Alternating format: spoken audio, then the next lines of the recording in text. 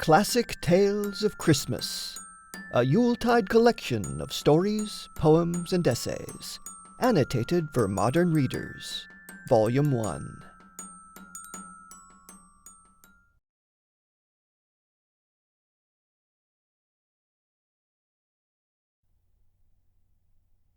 Three kings came riding from far away, Melchior and Gaspar and Balthazar.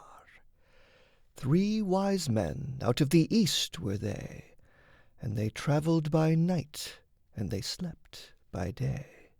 For their guide was a beautiful, wonderful star.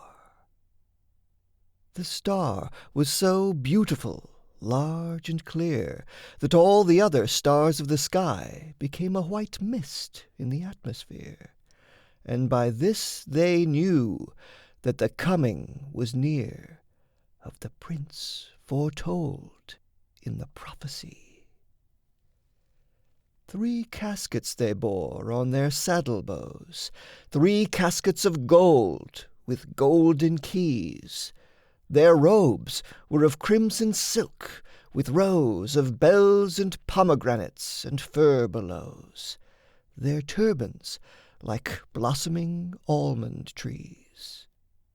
And so the 3 kings rode into the west, through the dusk of night, over hill and dell, and sometimes they nodded, with beard on breast, and sometimes talked, as they paused to rest, with the people they met at some wayside well. "Of the child that is born," said Balthazar. "Good people, I pray you, tell us the news, for we in the east have seen his star, and have ridden fast and have ridden far, to find and worship the King of the Jews." And the people answered, "You ask in vain. We know of no king but Herod the Great." They thought the wise men were men insane, as they spurred their horses across the plain, like riders in haste, and who cannot wait. And when they came to Jerusalem, Herod the Great, who had heard this thing, sent for the wise men and questioned them, and said, "Go down unto Bethlehem, and bring me tidings of this new king."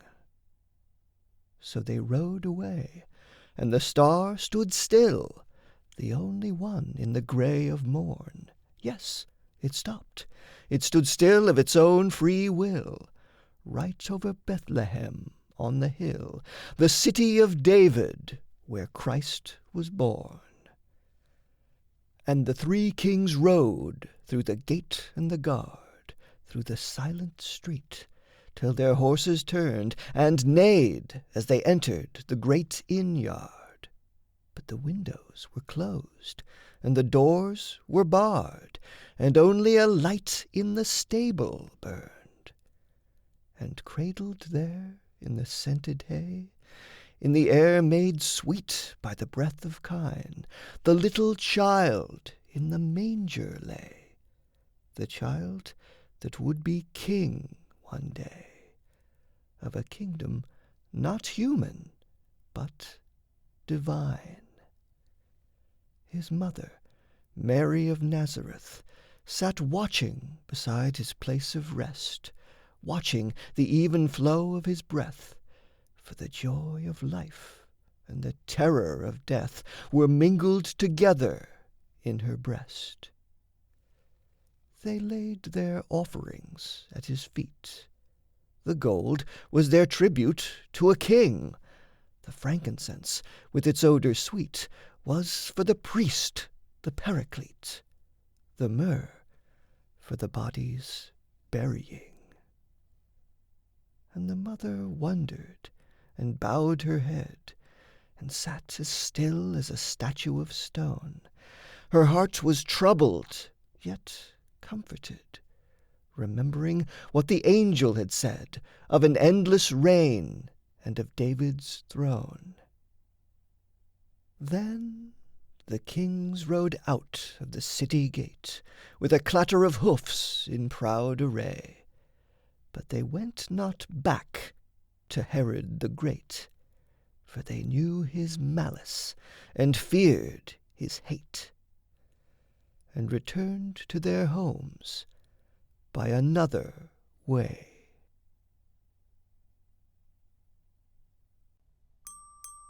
Classic Tales of Christmas, a Yuletide collection of stories, poems, and essays, annotated for modern readers, Volume 1.